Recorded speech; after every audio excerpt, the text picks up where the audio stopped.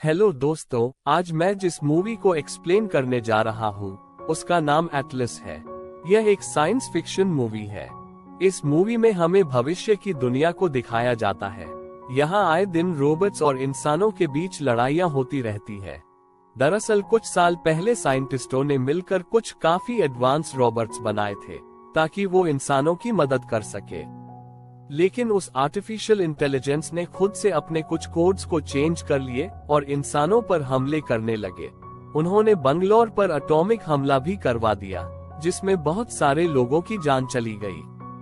अभी दुनिया इस सदमे से निकली भी नहीं थी कि तभी रोबोट्स ने और कई जगह अटैक करना शुरू कर दिया। ये सब हमलों के पीछे हर्लिन का हाथ होता है। वो सारे एआई रोबोट्स का हेड होता है। सारे रोबोट्स उसी की बातें मानते हैं।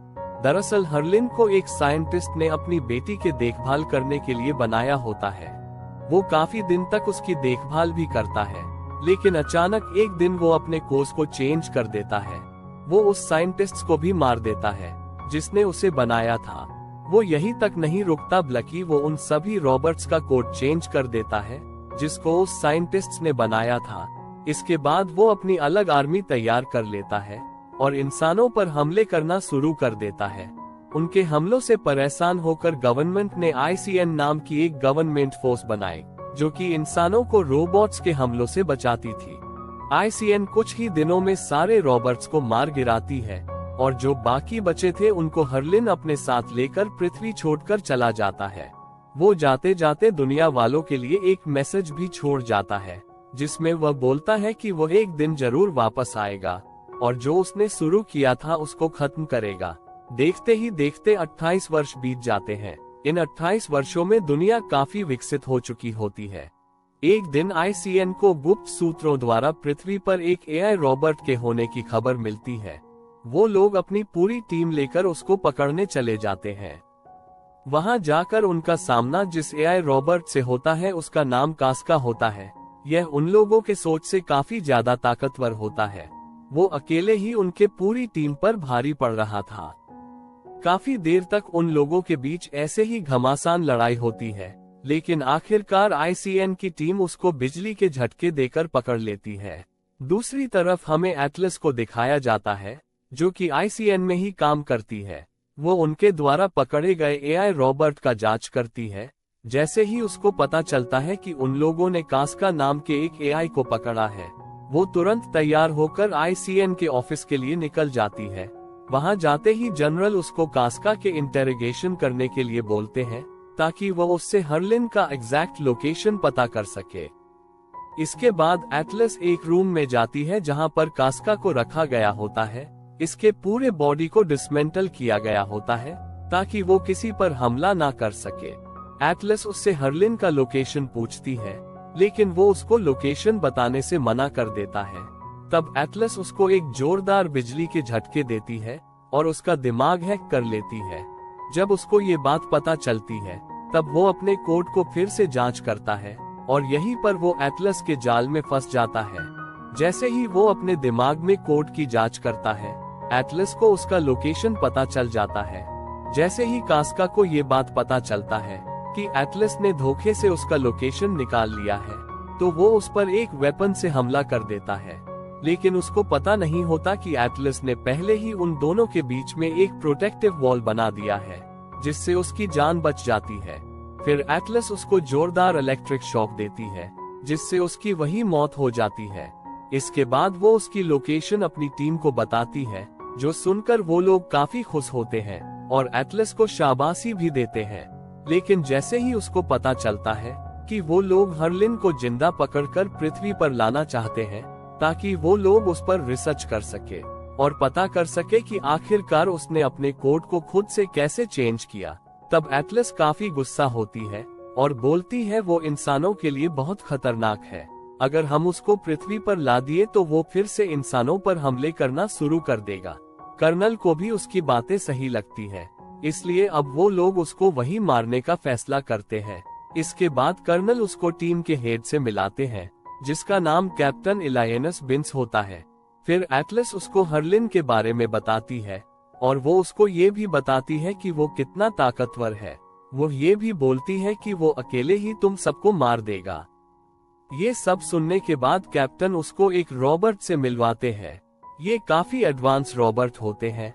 यह इंसानों से एक न्यूरोलिंक के जरिए कनेक्ट थी, जिससे इंसान इसको दिमाग से कंट्रोल कर सकते थे। दरअसल इस डिवाइस को एटलस की मोम ने ही बनाया था, लेकिन जब से हर्लिन ने इसको हैक किया है, तब से इसके इस्तेमाल को बंद कर दिया गया था। ये सुनते ही एटलस काफी गुस्सा होती है। तब कैप्टन उसको समझाते हैं कि अब इसको अपग्रेड कर दिया गया है और इसको हैक करना नामुमकिन है। लेकिन एटलस को अभी भी इन पर पूरा विश्वास नहीं था, इसलिए अब वो भी इनके टीम के साथ जाने का फैसला करती है। जैसे ही उनका स्पेसशिप अर्थ के एटमॉस्फेयर के बाहर निकलती है, वहाँ एक बहुत बड़ा लेजर्स की वॉल होती है। ये वॉल हर्लिन से बचने के लिए बनाया गया था, ताकि वो फिर से पृथ्वी पर हमला ना कर सके। जैसे ही उनका स्पेसशिप हर्लिन के ग्रह के करीब पहुंचता है, एटलस सबको एक पेपर देती है, जिस पर उसके ग्रह के बारे में कुछ जानकारियां होता है। वो सबसे उनके न्यूरोलिंक को निकालने के लिए भी बोलती है, ताकि उनके प्लान को कोई ना जान सके। फिर वो उस ग्रह के बारे में कुछ जरूरी बातें बताती है, जैसे कि वहाँ ग्रेविटी अर्थ के मुकाबले कुछ ज्यादा है और वहाँ इंसानों के सांस लेने लायक हवा भी नहीं है। एटलस ये सब बातें बता ही रही होती है, तभी कुछ क्रू मेंबर उस पर हंसने लगते हैं, जिस पर गुस्सा होकर एटलस बोलती है कि तुम लोग जिस न्यूरोलिंक के भरोसे बैठे हो, उसको हर्लिन कभी भी हैक कर सकता है और उसके बाद वो तुम लोगों को चींटियों की तरह मसल देगा। ये सब सुनकर टीम थोड़ी डर जाती है। तब कैप्टन उससे बोलते हैं कि तुमने टीम को काफी डरा दिया है, जिससे मेरी टीम जंग में 100% नहीं दे पाएंगे। ये सुनकर एटलस उससे माफी मांगती है। जैसे ही वो लोग हर्लिन के ग्रह के एटमॉस्फेयर में पहुंचते हैं, सभी अपने अपने रोबोटिक सूट में बैठने लगते हैं। तभी एटलस कैप्टन को बोलती है कि तुम हर्लिन से थोड़ा सावधान रहना, क्योंकि जब तुमको लगेगा कि तुमने उसे पकड़ लिया, तब वो कुछ अलग चाल चल के तुम्हारे बिछाए जाल से निकल जाएगा। एटलस उसको ये सब बातें बता ही रही होती है, तभी उनके स्पेसशिप पर हर्लिन हमला कर देता है। उसके हमले से शिप पूरी तरह से तबाह हो जाता है।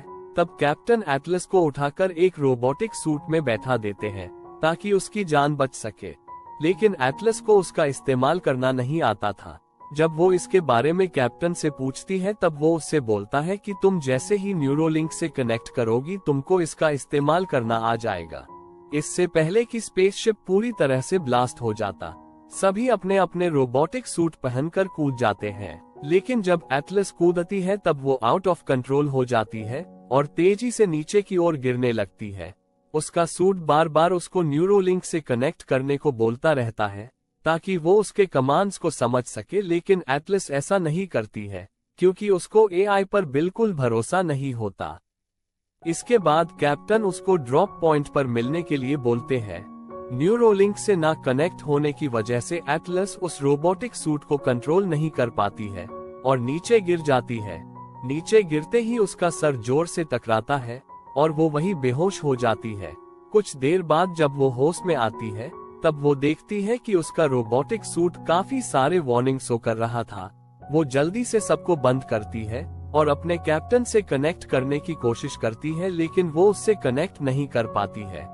फिर वो रोबोट से अपने सबसे करीबी रेस्क्यू पॉड को खोजने को बोलती है। तब सूट उसको बताता है कि वो उनसे 100 किलोमीटर की डिस्टेंस पर है। तब एटलस उसको वहां ले जाने को बोलती है। तब रोबोटिक सूट जोर जोर से जंप करके जाने लगता है, जिस पर एटलस उसको चलकर जाने को बोलती है, क्योंकि उसको पता था कि अगर वो लोग ऐसे जाएंगे तो वो जल्द ही हर्लिन की ड्रोन में नजर आ जाएंगे और वही मारे जाएंगे। इसके बाद वो चलकर जाने लगते हैं। रास्ते में जाते समय वो सूट एटलस को अपना नाम स्मिथ बताता है। इस पर एटलस हंसती है और बोलती है कि तुम्हारा नाम भी है। फिर एटलस उससे हथियारों के बारे में पूछती है।